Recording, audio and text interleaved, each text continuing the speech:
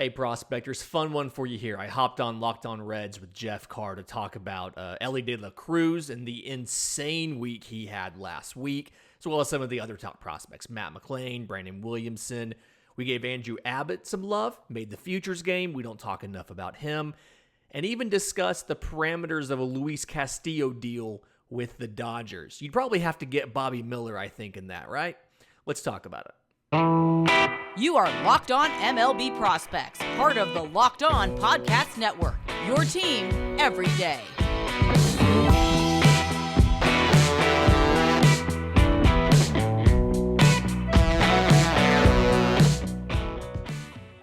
Well, we have got a dearth of prospect talent to get to today. Elly De La Cruz is killing it. Andrew Abbott is killing it. We've got a bunch of dudes. He's going to the futures game, by the way. And we've got some trades to talk about. The MLB Draft is coming up. Good Lord, it's an overload. Welcome on in to the LockedOn Reds, LockedOn MLB Prospects crossover edition. Lindsey Crosby is here with me. I'm your host, Jeff Carr. Steve will be with me. We'll recap the post game of everything that went on with the Yankees last night. But right now, we're going to be focused on the future because, let's face it, the day-to-day machinations of the Cincinnati Reds are kind of superfluous at this point. So let's look at who's next. Lindsey Crosby is the absolute right dude to do that with because, Lindsey, as we have seen this past week, there's one dude who's going to change this franchise here in a couple of years because he is already doing some crazy stuff down in Dayton. Elly De La Cruz is an absolute stud. So, had a week last week, played 6 games. Listen to this. 8 for 19. So, slash line, 421, 500, 1211 OPS.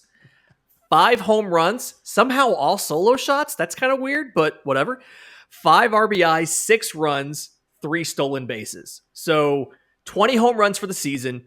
And what I love, my favorite part about last week was not the 5 home runs, believe it or not.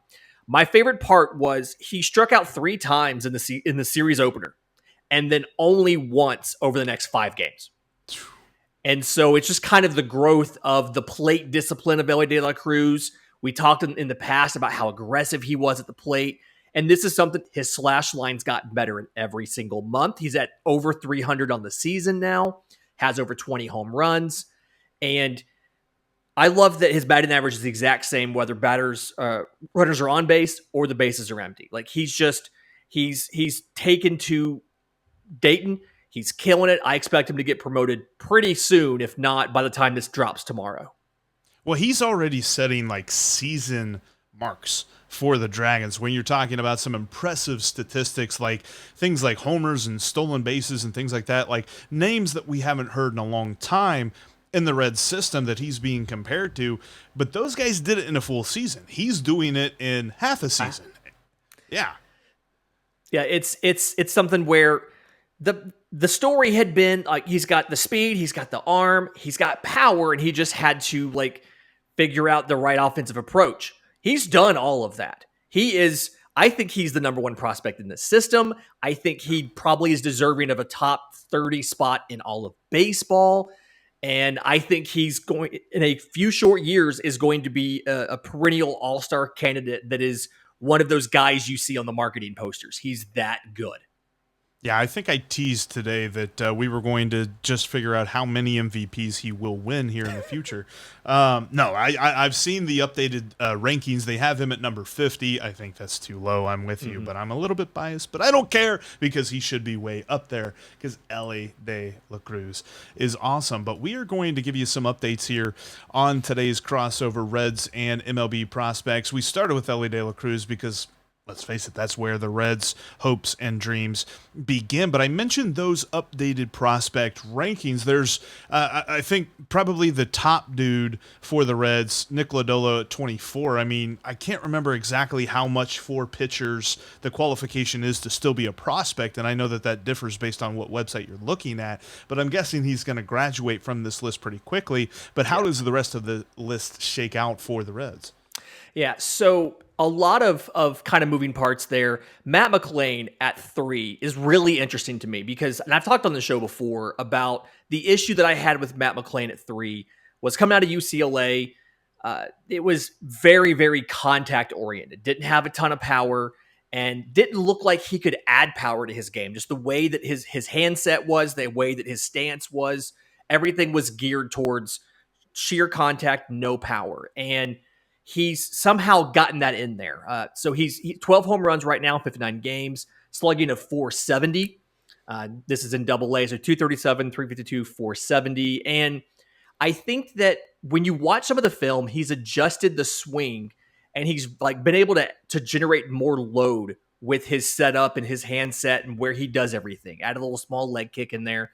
And so you can kind of comfortably predict 15 to 20 home runs now as a power ceiling versus before you were looking at 10 to maybe 15 at best. He sacrificed a little bit of contact to do it. He struck out 24 times in 29 AA games last year. He struck out 80 times in 59 this year. So he sacrificed some contact, but I feel like the trade-off's been good because it makes him just more of a well-rounded player. I still have some questions about defense. Where's he going to play? Second base is his best position. You kind of have a second baseman already. But he played center field in college at UCLA, and I think that could be an option just to move him around a bit. And it kind of fits that profile of good contact ability, questionable power, but defensively being solid and having good instincts. UCLA, noted Big Ten powerhouse school. No. Sorry, I had to get that in there. No, but I'm looking forward to Matt McLain. I think it's interesting because the Reds, and it's something that I heard yesterday on the radio broadcast for the Reds and Yankees game, is they were talking about Jose Barrero and the fact that AAA pitchers have figured out if you throw him a slider, he can't hit it. And so he's really having a lot to deal with and figure out not only his plate discipline, but also making contact with a pitch that they found a hole in his swing.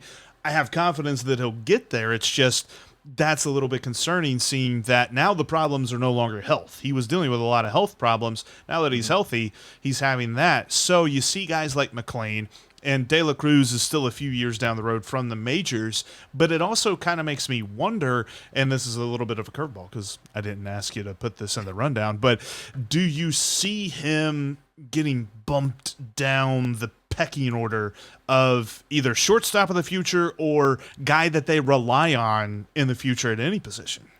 So Barrero is still the best defensive infielder in the system, right?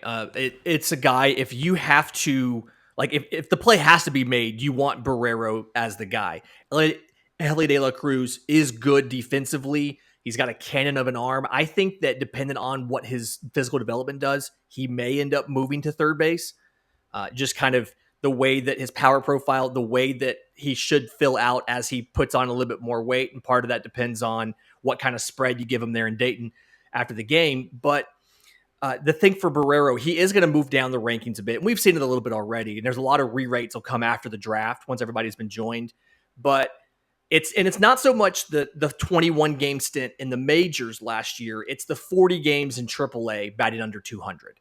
That's the thing where there's an obvious hole. We expect you to have some sort of hole in your swing. We expect you to struggle. The question we're always looking for is, how long does it take you to self-diagnose and correct it? And for some reason, he hasn't been able to do it yet. And there's a certain point, and it's different for every website, different for every writer, but there's a certain point where you start thinking, okay, maybe this is just who he is. Right. And I think as organizations, as the prospect apparatus starts to make that determination, this is who Jose Barrero is versus he's still trying to fix this, that's when you'll see him start dropping down the list a bit. So I expect a new re-rate to come out from a Baseball America or an MLB, and you'll probably have him instead of number 1 like you had him last year, you'll probably have him down 3, 4, 5.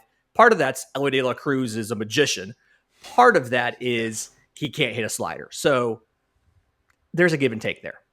Yeah, I'm still hopeful, but I'm kind of tired, and I know that the future is the focus for the Reds this year, but I'm kind of tired of the shortstop of the future tag that we have for Jose Barrero because we've had it for 2 years now. It's been a while. When does the future become the present? But we'll definitely hash that out more as we come along. There's one other dude that really he's pitched really well for the Redlegs ever since coming over in the trade, the much maligned trade of the Jesse Winker, Eugenio Suarez deal. But Brandon Williamson has looked pretty good in his time during the Reds farm system. Yeah, so 14 games in Double-A. Really liked what I saw. And the conventional stats aren't great. 4.14 ERA, 5-2 record. That doesn't matter in the minors. But 74-40 as far as strikeouts to walks. And it's something where it doesn't sound dominant, but it's the way that he's done it. The fastball curveball combo have looked phenomenal. The fastball, he's got really good velocity on it. And it has good late riding life in the zone. So and we've talked about that because you have a guy at the big league level who throws incredibly hard, but it's incredibly straight and it gets hit a lot. So, Brandon Williamson, good movement on the fastball. The curveball is a true 12-6, which means it helps against both lefties and righties. And that's good because the slider and the changeup both aren't quite where they need to be yet. But he's throwing about 65% strikes on the season, a little bit higher than he had done in the past, and didn't give up more than 3 runs in a single start from April 28th on in Double-A, including the month of May. So 4 quality starts in 5 outings, and the last one he missed a quality start by 1 inning, 2.48 ERA in 29 innings, 29 strikeouts to 10 walks, only 1 home run. So one, that's what earned him the promotion to AAA. He's had 2 starts there. But that tells me that he not only understands the fastball and the curveball and how they play off each other, he's got at least a decent handle on the secondaries, on the slider mostly. And he understands the pitchability, how to use them, when to deploy them. And AAA is the proper level for him. But I feel like next year, spring training, he's going to be contending for the rotation out of spring training.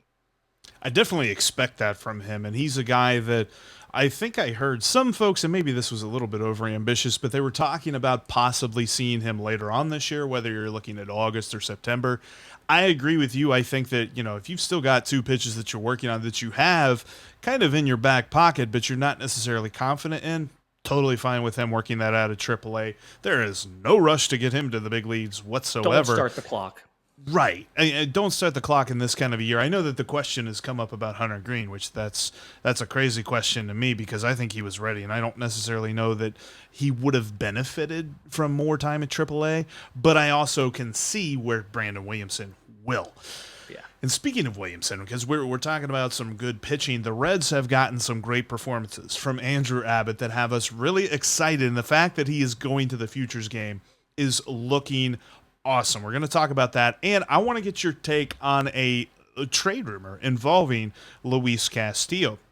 We're going to do that after I tell you about the best place to find your next shiny thing, whether you're looking for jewelry for the engagement or just to celebrate a special moment. Go to BlueNile.com. Lindsay, I don't know about you, but I don't really know a lot about the shiny stuff. I know it's shiny. I know it costs a lot of money. Yeah, there's that too. And we can help out with that with a great promo code. But when it comes to picking that stuff out, I really need a lot of help. Blue Nile gives me that help. And plus, they've got all these great customization options to help you make a unique thing. That's one thing that I know about jewelry is that folks who get the jewelry really like the unique stuff. They like knowing that it's theirs and there's not like a bunch of other people around there wearing the same thing. Blue Nile is going to help you out with that. You're going to be able to create the engagement ring of their dreams, or if you're just trying to celebrate a special moment, they've got all kinds of great stuff for that too. We mentioned helping out with the cost a little bit. Lindsay, what's the promo code that we have for that one? I think it's Locked On MLB. Locked On MLB. Locked On MLB. You're going to save $50 off your order of $500 or more, and that's for our Locked On Reds and Locked On MLB Prospects listeners. Again, promo code LOCKEDON MLB at checkout to save $50 off $500. Blue Nile is going to help you celebrate that special moment with a special piece. Plus, whenever they ship it, by the way, forgot to mention that, it's key because, how many Amazon packages are coming to your door a day? Yeah, I lost count too. This company is going to send it in a package that's not going to give away what's inside. It's Blue Nile, promo code LOCKEDON MLB. Thanks again for making LockedOn Reds and LockedOn MLB Prospects your first listen. I think I forgot to mention that at the very beginning, so I apologize about that. Thank you for watching, for listening. Make sure that you're subscribed. That way you don't miss anything that LockedOn Reds and LockedOn MLB Prospects has coming for you. The draft is coming up.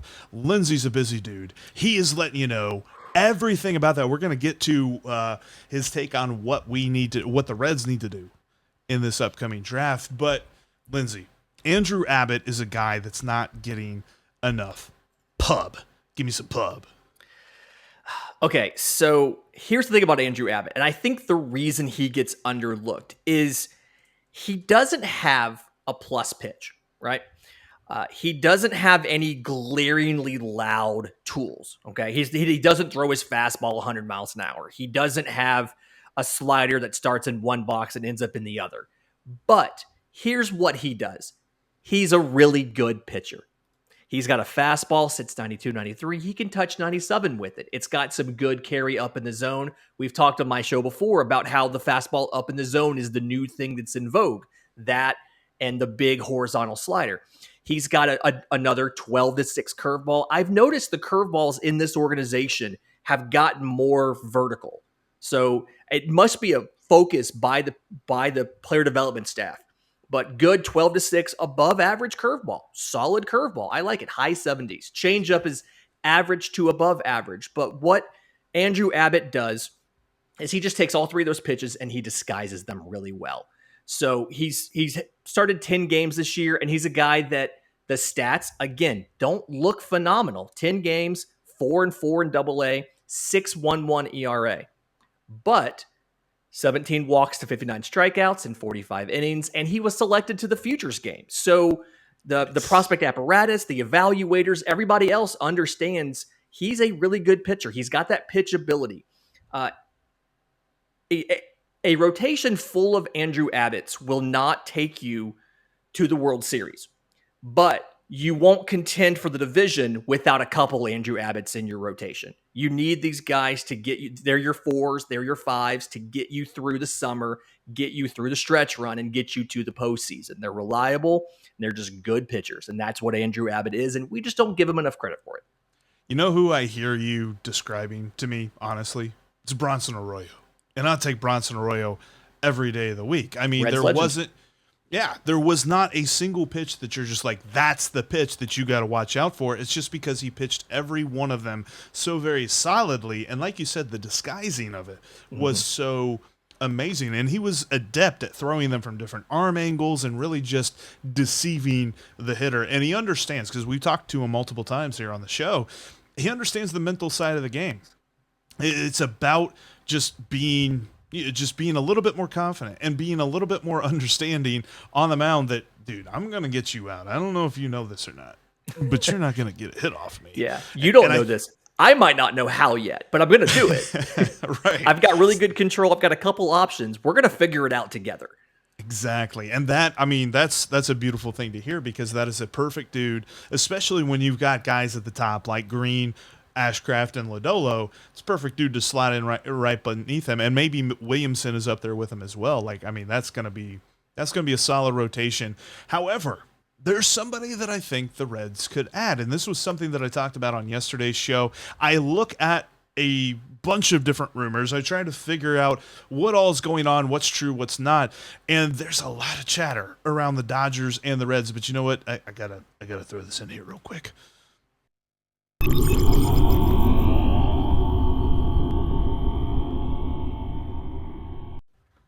just really want to drop that as much as possible. Anyway, yeah, when I'm looking, It'll sound great on audio. yeah, I know. That's the one thing. Like, well, anyway, when you're talking about Luis Castillo to the Dodgers, there's a name that's coming out that really intrigues me, because Bobby Miller seems like the kind of guy that you could really slot in at the top of this rotation, and he is a name that is being thrown around in a possible trade for Luis Castillo. 2020 first rounder, and the big conversation last year for him, honestly, was the stuff's all there. He just needs to put it together and show that he can carry this stuff deep into games. I think he only had one appearance last year out of 17 games, where he pitched more than 5 innings. But fastball, 4-seamer that can touch 100, sits like 97, 98, has a 2-seamer that's in the mid-90s. A lot of like hard sink to it, so kind of distinct movement there. 4-seamer is a plus pitch. I think the 2-seamer is probably a plus pitch. Has a really tight, hard slider. One of those like incredibly high spin. It not only breaks horizontally, it also drops as well. So 2 plane there. A lot of swings and misses off of that. Really tight changeup as well. I think that could be plus. I mean, curveball is above average. I mean, he's got 5 pitches and they're all pretty. They all can swing and miss. They all can miss bats. He can spot them where he needs to.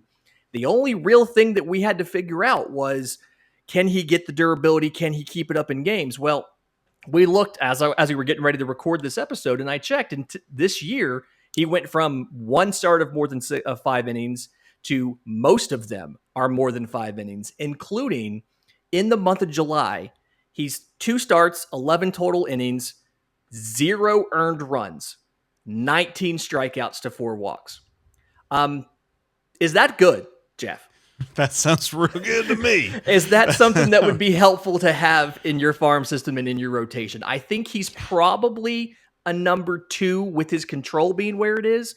If he can tighten up the control a little bit, this kid could be a number 1 for you. And that's the kind of guy like that really has me excited about this trade deadline season, because the Reds are going to be very active. They're going to be very active sellers when you're talking about Luis Castillo, Tyler Mahle, guys that they can trade with an extra year of control so they can ask for more in return, on top of the expiring contracts for dudes who, whether you're talking about Brandon Drury performing really well or Tommy Pham performing well enough that maybe entice somebody to take him off the Reds' hands. But all in all, it lets me know that the Reds are in the right mindset for these trade negotiations. And I tell you what, there's a couple of more prospects that we want to get a few updates on, including another dude up the middle that this Reds farm system seems to have so much talent up the middle, and Jose Torres is right up there at the top of that list. We want to get into that. But firstly, Lindsay, do you know where to look if you're looking for your next bet, your next great bet? I know exactly where to do that, and that is going to be from our friends at BetOnline. Yes, BetOnline has you covered. Whether you're talking about baseball, as we run through the dog days of summer, we're coming up on the All-Star game. I'm not going to lie, I made a little bit of money last year on the Home Run Derby, so keep your eye. I made some money on Pete Alonso. I don't know if he's going to repeat, but we'll take a look at those odds when they come out. Plus, you've got the All-Star game. You've got all this great stuff coming up. You've got NBA offseason, NFL offseason, which kind of has gone into the dormancy as we get close to training camps and things like that. But you've got tons of NFL futures. I think you can bet on which team is going to win the Super Bowl right now. And I'm talking about like the point spread on the AFC or NFC. It's hilarious how far ahead you can bet. It's all on BetOnline, and they're going to have all your information. Lindsay, when it comes to the kind of information that you're looking for, is it more desktop or is it mobile? So it depends on what I'm doing, but the great thing is BetOnline has you set up either option. It's both desktop and mobile. Tablet, not sure which one that counts for, but they can handle that too. That's what's great about BetOnline. They have all the information you need for your next great bet. Check them out today. BetOnline is where the game starts. Make sure that you're following us on Twitter. You can follow me at Jeff Carr with 3 Fs if you see my nameplate here on YouTube. You can also follow Lindsay at Crosby Baseball. He's got all the prospect takes, a little bit of Auburn sprinkled in as well. All that great stuff coming for you on Twitter each and every day. And Lindsay, real quick, before we jump into some draft strategy talk, I wanted to look at Jose Torres because he is a guy that I watched early on this year in Dayton. Wasn't really sure what we're going to get from him at the bat, but dude looks smooth with a glove. He's another one of those guys that was, could he potentially be the shortstop of the future? And the question was, where is the bat? And going into the season, he didn't help himself. He had a bad month to kind of start everything off, and then just picked it up. 226, 282, 383 in High Dayton. High A Dayton doesn't blow you away, but 9 home runs, kind of lifts his ceiling a bit. You kind of feel like 10 to 15 home runs is plausible at the big league level. The gap power is real. Struggled a little bit in June, so the overall numbers don't look great. But approach-wise, he's definitely improved. Always been able to crush a fastball, but he's getting better against spins, specifically sliders. You can see a difference in the beginning of the season to now as far as when he's facing a spinner, what he does with it. And defensively, like you said, he's smooth. He's legit. It's funny. He's not the fastest guy in the world. I'd say he's probably fringe to average speed, but he's got a great arm. He's got really good instincts. So his initial read and reaction is great. And so makes all the plays you need despite not being a fast twitch Fernando Tatis type athlete, can still make all the plays. So a guy, the ceiling's definitely raised a bit. The floor's come up a bit, and kind of excited to see, does he end up being the shortstop of the future? There's a couple options here. And I'm looking at two other guys that you had given me here, and both guys excite me because I keep hearing comps of Adam Dunn, and anytime you invoke the name of Adam Dunn, you really get me excited, and Rhys Hines and Alan Cerda seem to be trending in that direction. Yeah, so Rhys Hines really struggled to start this year as well, but in May, had an amazing May. 388 batting average, 1146 OPS, brought his strikeouts down below 30%. Scuffled a bit in June, and so I think we figured out that he's kind of a streaky hitter, but he reminds me a lot of a minor league version of J.D. Davis, like massive power, big arm there at the corner, but some strikeout issues, couple defensive limitations. He's not the best athlete in the outfield, but a lot of potential there, and at times you can see where he's figured it out. And so the question is, can you make it consistent? But Alan Cerda, though, Alan Cerda is an on-base machine. Nice. So he's never finished a year with an on-base percentage lower than 360, which I didn't realize until I was getting ready for this show. I knew he was good. I didn't realize he was that good.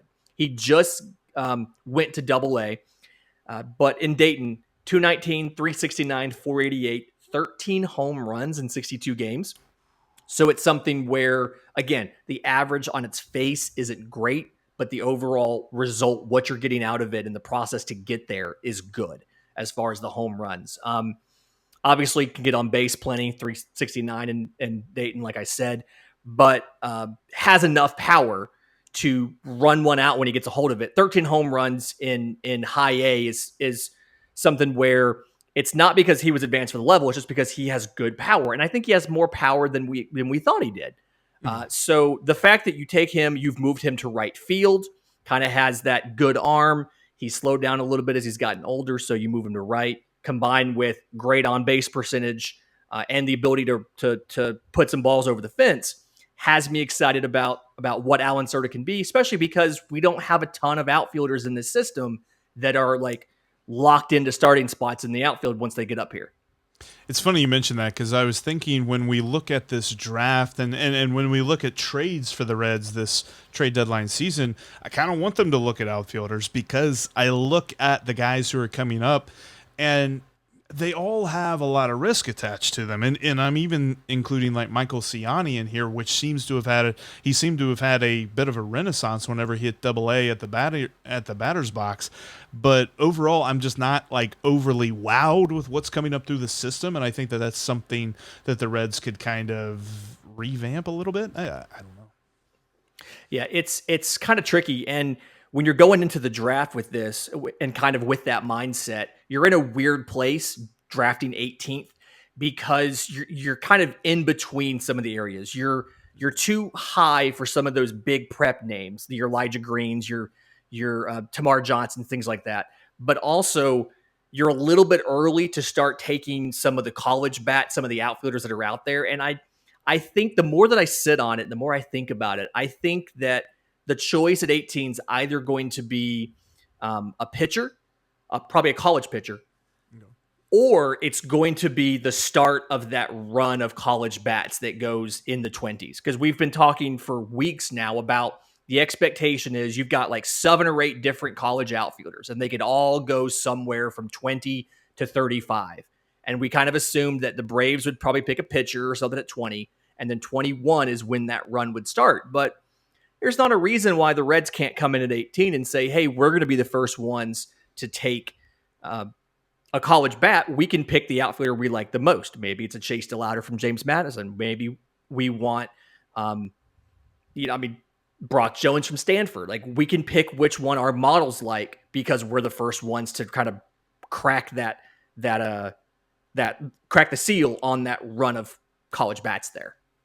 I'm intrigued with that because I know 18, it's really hard to predict what's going to be there. So I'm with you. That might be an interesting spot to kind of reach a little bit.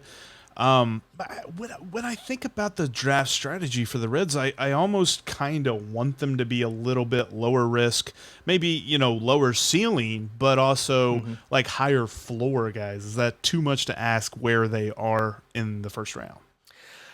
I think that makes sense. And that kind of leans to how they've drafted recently. If you go back and you look at some of the guys that they've taken, Jonathan India in 2018 and Nick Lodolo in 2019, like, it's guys that they kind of lean upside and they don't have the highest ceiling, but they don't have the lowest floor. Like, it's a little bit of a safer pick, a little less controversial of a pick.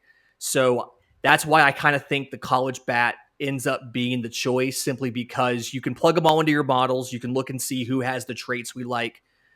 But it's somebody where you've got 3 years of advanced data on them. They're track banned in college. They've got all of the advanced stats. You can kind of see every single thing about them, and you have better confidence to predict how they're going to do versus reaching for a prep arm or a prep bat at 18 and then trying to figure out what's going to happen as this kid just finished puberty is growing up in your system. So right.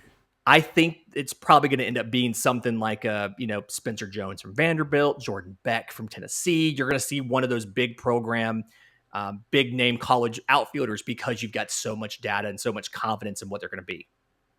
Well, I'm looking forward to seeing what they're going to do because this kind of needs to start their focus on the next wave. I feel like they've got a lot of guys, and I think that the trades that they bring in will kind of bolster the 2024 plan, but they probably need to start working on like the 2026 plan and stuff like that. And I believe that's kind of where they start with this draft. Lindsay, I thank you so much for getting to talk about Reds prospects and Reds draft strategy and getting to do this crossover with us here today. What more? I know that with the draft coming up, there's a lot of stuff coming down the pipeline at MLB prospects. What can folks expect from you?